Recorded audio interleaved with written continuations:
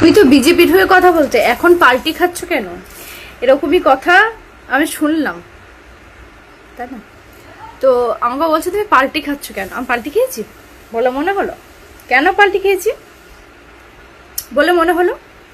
না আমি অন্নপূর্ণা ভান্ডারের সামনে কিছু কথা বলেছি বলে, ঠিক আছে? তো যাই হোক, আমি তোমাদের ভুল ধারণাটা ভেঙে দিই। পাল্টি খায়নি।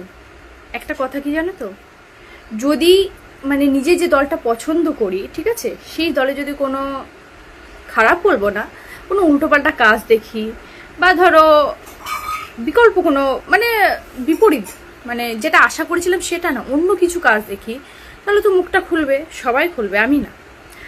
আর মহিলারা কি ভোট দেয়নি? ভোট দিয়ে জেতায়নি? আমি দিয়েছি, আমি তো ভোট দিয়েছি বলবো। আশা করেছিলাম শিল্প হবে, উন্নয়ন হবে, রাস্তাঘাট হবে, ভালো হসপিটালে ভালো ডাক্তার বসবে, তাই না? প্রত্যেকটা ভালো ভালো স্কুলে ভালো ভালো মাস্টার গঠিত হবে, যেসব বেকার যুবকরা বসে আছে তারা চাকরি পাবে। এইসব না করে আমি যতটুকু দেখতে পাচ্ছি অন্নপূর্ণা ভান্ডার নিয়ে লোকে বেশি মাতামাতি করছে। কথা ছিল অভয়ার বিচারের, এর জন্য কিন্তু অনেক মহিলা ভোট দিয়েছে, ১,৫০০ টাকার দিকে তাকায়নি। আর মেয়েরা সরকারকে কখনোই বলেনি আমাদেরকে ভাতা দিন, কোনো মেয়ে কি বলেছিল? সরকার দিয়েছে তাই নিয়েছে। এই সরকার বললেই পারতো যে দেব না, কেউ নিত না। এখানে এত ঘাপলা করার কোনো আমার মনে হয় যে প্রশ্নই ছিল না। ১২-১৩ পাতার ফর্ম, সাধারণ মানুষকে হয়রান করা। আমাকে অনেকজন বললো যে বিএলও গিয়ে নাকি বাড়ি বাড়ি ফর্ম ফিল আপ করে দেবে। খুব ভালো কথা, কথাটা শুনতে আমার খুব ভালো লাগলো, ঠিক আছে? এই ফর্ম টম নিয়েও তো আমি মাথা ঘাওয়াই না, কিন্তু তোমরা যেহেতু বলছো তখন আমাকে কথা বার করতেই হবে মুখ দিয়ে। তাই একটা যখন পছন্দ করা দল জিতেছে, আমরা সবাই খুশি হয়েছিলাম যে না, কাজ ভালো করবে। কিন্তু যখন দেখলাম যে না, এ পাল্টি খাচ্ছে, তখন আমি মুখ থেকে কথাটা বের করেছি যে ১২-১৩ পাতার ফর্ম যখন আমি দেখেছি, আমার ভালো লাগেনি ব্যক্তিগতভাবে। আমি ব্যক্তিগতভাবে সোশ্যাল মিডিয়াতে এসে একজন সাধারণ ভারতবাসীর নাগরিক হয়ে আমার কি কথা বলা যায় না? ভোট তো আমিও দিয়েছি, আমার ভোটও তো জিতেছি, তাহলে আমি কি কথা বলতে পারি না? অবশ্যই পারবো, সব বিষয় নিয়ে কথা বলার আমার অধিকার আছে, কারণ আমি ভারতবাসীর একজন নাগরিক, তাই না?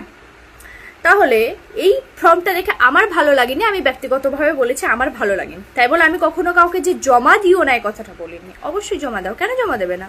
তোমরা তোমাদের পার্সোনাল তথ্য কাকে দেবে, কার কাছে রাখবে, একাধিক সেটা তোমাদের পার্সোনাল ব্যাপার, এতে আমি কেন মাথা গলাতে যাব? আমি যাব না। আমার ভালো লাগেনি, আমি সেই কথাটা বলেছি। তাই বলি যে ফেসবুকে ভিডিও দেখলে হয় না, ভিডিওটা দেখে বোঝার ক্ষমতা রাখতে হয়, বুঝতে পারলে তো? ভিডিও যদি বুঝতে না পারো তাহলে স্কিপ করে চলে যাবে, দেখবে না বা ফালতু কমেন্ট এখানে করবে না, ঠিক আছে? তো এইটুকুই বলার ছিল। ভিডিও দেখার আগে বোঝার ক্ষমতা রাখবে যে ভিডিওতে ঠিক কথাগুলো কোন পরিপ্রেক্ষিতে কোন উদ্দেশ্যে বলছে, বোঝা গেল? যে সকল মা বোনেরা এখনো পর্যন্ত লক্ষ্মীর ভান্ডার পাওনি বলে দুশ্চিন্তায় রয়েছে, আজকের ভিডিওটা শুধুমাত্র তাদের জন্য। আমাদের মাননীয় মন্ত্রী অগ্নিমিত্রা পাল বলেই দিয়েছে নিজের মুখে যে এখনো যদি তোমরা ফর্ম ফিল আপ করো তাহলে ৫ থেকে ৭ দিনের মধ্যে প্রত্যেকের অ্যাকাউন্টে ঢুকে যাবে অন্নপূর্ণা ভান্ডারের ৩,০০০ টাকা। আচ্ছা, আমার কথাটা তুমি বিশ্বাস করে চলে দিয়েছে ৫ থেকে ৭ দিনের মধ্যে সমস্ত মহিলারা পেয়ে যাবে অন্নপূর্ণা ভান্ডারের টাকা।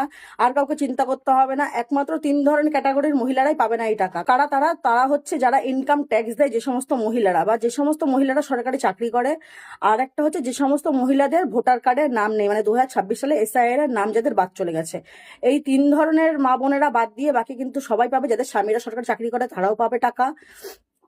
আর যাদের স্বামীর ব্যবসার কথা বাদই দিন, স্বামীর ইনকামের কথা বাদই দিন, যে সমস্ত মহিলারা বেকার আছেন সবাই টাকা পাবেন, কাউকে চিন্তা করতে হবে না। তো আমি এই বার্তাটাই সবাইকে দেবো, আপনারা কেউ আর দেরি করবেন না, যত তাড়াতাড়ি সম্ভব ফর্ম সংগ্রহ করে ফর্মটা ফিল আপ করে জমা দিন। ফর্ম জমা দেওয়ার ৫ থেকে ৭ দিনের মধ্যেই প্রত্যেকের অ্যাকাউন্টে ঢুকে যাবে ৩,০০০ টাকা করে। ভিডিওটা ভালো লাগলে অবশ্যই লাইক কমেন্ট শেয়ার করে দেবেন। আর দিদি ভাই যে বলেছে নিজের মুখে যে ৫ থেকে ৭ দিনের মধ্যে টাকাটা সবার অ্যাকাউন্টে ঢুকে যাবে, এই কথাটা সবার কাছে পৌঁছে দেওয়ার জন্য বন্ধুরা প্লিজ প্লিজ প্লিজ আমার ভিডিওটা একটু বেশি বেশি করে শেয়ার করে দেবে। জেলের মধ্যে মুসলমান বেশি, হসপিটালের মধ্যে মুসলমান বেশি, থানার মধ্যে মুসলমান বেশি। এটা আমাদের কে করে রেখেছে? এটা একমাত্র পশ্চিমবাংলার তৃণমূল সরকার মমতা ব্যানার্জি আমাদেরকে করে রেখেছে। সে যদি আমাদের মুসলিমদের পিছনে আজকে এই তৃণমূল সরকার যদি খরচা করতো, তাহলে আমাদের পশ্চিমবাংলায় এত অশিক্ষিত মুসলমান আমাদের পশ্চিমবাংলায় থাকতো না। চোর ডাকাত খুনি সবচেয়ে বেশি পশ্চিমবাংলায়। কিন্তু মসজিদের লাউড স্পিকার কমাচ্ছে না তো, সেটা মন্দিরেরও লাউড স্পিকার কমানো হচ্ছে, মসজিদে নামাজ হবে। কিন্তু রাস্তায় কেন নামাজ হবে? অন্য অন্য রাজ্যে যেভাবে মুসলিমদের জন্য অন্যায় হচ্ছে, আমাদের পশ্চিমবাংলায় মুসলমানদের জন্য অন্যায় এবং ডেভেলপ হবে, এটা আমরা আশাবাদী। আজহার নামাজ হলো, কত সুন্দরভাবে আমাদের ব্রিগেড ময়দানে নামাজ হলো। ভারতবর্ষে তো আরও আদার স্টেট আছে বিজেপিতে, 21টা রাজ্যে বিজেপিতে ক্ষমতা আছে। এবার পশ্চিমবাংলায় বিজেপি সরকার আসলো, এটা নিয়ে 22টা রাজ্য হলো বিজেপির। আদার স্টেটে যেভাবে আমাদের মুসলিমদেরকে বিজেপি মেনে নিয়ে আজকে মুসলমানদের জন্য যেভাবে ডেভেলপ করছে ওখানটায়, ইনশাল্লাহ পশ্চিমবাংলার যে মাননীয় মুখ্যমন্ত্রী সে শুভেন্দু অধিকারী মহাশয়ের উপরে 200% আমাদের বিশ্বাস আছে। অন্য অন্য রাজ্যে যেভাবে মুসলিমদের জন্য অন্যায় হচ্ছে, আমাদের পশ্চিমবাংলায় মুসলমানদের জন্য অন্যায় এবং ডেভেলপ হবে, এটা আমরা আশাবাদী। আর কেন যেভাবে এই তৃণমূল সরকার 15 বছরে আমাদেরকে বিজেপির ভয় দেখিয়ে আজকে পশ্চিমবাংলায় আমাদের মুসলমানদের শেষ করে ফেলছে। আজকে পশ্চিমবাংলায় দেখুন না, চোর ডাকাত খুনি সবচেয়ে বেশি পশ্চিমবাংলায়। আজকে আদার স্টেটে যান, ভারতবর্ষের অন্য অন্য যা রাজ্যে যান, ওখানকার মুসলিমগুলো দেখুন, কেউ আইএস, কেউ আইপিএস, কেউ ডাক্তার, কেউ উকিল, কেউ ব্যারিস্টার হচ্ছে। আজকে পশ্চিমবাংলায় দেখুন, জেলের মধ্যে মুসলমান বেশি, হসপিটালের মধ্যে মুসলমান বেশি, থানার মধ্যে মুসলমান বেশি। এটা আমাদের কে করে রেখেছে? এটা একমাত্র পশ্চিমবাংলার তৃণমূল সরকার মমতা ব্যানার্জি আমাদেরকে করে রেখেছে। এটা থেকে বেরিয়ে আসার জন্য একটাই উপায়, পশ্চিমবাংলা ভারতীয় জনতা পার্টির সরকার। আমরা যেভাবে ইনশাল্লাহ এবার সাথ দিয়েছি, আগামীতেও সাথ দিব। এবার আমাদের দীর্ঘ বিশ্বাস, অন্য অন্য রাজ্যে যেভাবে ডেভেলপ হচ্ছে, পশ্চিমবাংলায় ভারতীয় জনতা পার্টি আমাদের মুসলমানের উন্নয়ন হবে। বিগত সরকার আমরা দেখেছিলাম সংখ্যালঘুদের উন্নয়ন কল্পে 5,000 কোটি টাকা একটা বরাদ্দ ছিল, কিন্তু এই সরকার, আপনাদের বিজেপি সরকার পর থেকে কিন্তু সেটা কিন্তু টোটালি নেই। মানে কি বলবো এটা নিয়ে? দেখুন, তৃণমূলের যে আমলে যে সংখ্যালঘু মন্ত্রীগুলো ছিল, সেটা টোটালি চোর ছিল। ওরা যেই কেন্দ্র সরকার বা রাজ্য সরকার যে বাজেটগুলো পেশ করে, সেখান থেকে মোটামুটি 20% খরচা করে, বাকি 80% তারা পার্টি ফান্ডে খরচা করে, নিজেদের পরিবারের ফ্যামিলির পিছনে খরচা করে। আমাদের সাধারণ যারা সংখ্যালঘু আমাদের মুসলিম, তাদের পিছনে কোনো খরচা বলে আজ করেনি। আজকে যদি আমাদের মুসলিমদের পিছনে আজকে এই তৃণমূল সরকার যদি খরচা করতো, তাহলে আমাদের পশ্চিমবাংলায় এত অশিক্ষিত মুসলমান আমাদের পশ্চিমবাংলায় থাকতো না, আজকে অনেক এগিয়ে যেত। আজকে আমাদের অ্যাকচুয়ালি বিকাশ এবং ভবিষ্যৎ, আমাদের ছেলে মেয়েদের ভবিষ্যৎ অ্যাকচুয়ালি আগে নিয়ে যেতে পারে ভারতীয় জনতা পার্টি পশ্চিমবঙ্গ। মুসলিমরা আরেকটা বিষয় চিন্তা, সেটা হলো এই লাউড স্পিকার আজান এবং রাস্তায় যে নামাজের বিষয়টা নিয়ে মুসলিম সম্প্রদায় একটা চিন্তিত। কি বলবো? দেখুন, এটা ভালো জিনিস যেটা আজকে বিজেপি গভর্নমেন্ট পশ্চিমবাংলায় করছে। কেন শুধু মসজিদের লাউড স্পিকার কমাচ্ছে না, তো সেটা মন্দিরেরও লাউড স্পিকার কমানো হচ্ছে প্রত্যেকটা জায়গায়। আজকে নামাজ তো হবে পবিত্র জায়গায়, মসজিদে নামাজ হবে, কিন্তু রাস্তায় কেন নামাজ হবে? এটা অ্যাকচুয়ালি ঠিক নয়।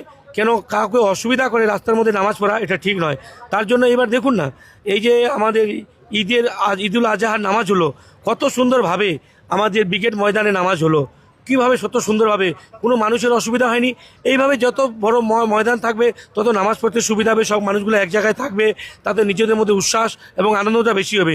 ওই রাস্তা ব্লক করে দিয়ে, গাড়ি ঘোড়া বন্ধ করে দিয়ে নামাজ পড়া, এটা বিলকুল ঠিক নয়, এটা আমার মনে হয় সুবিধা নয়।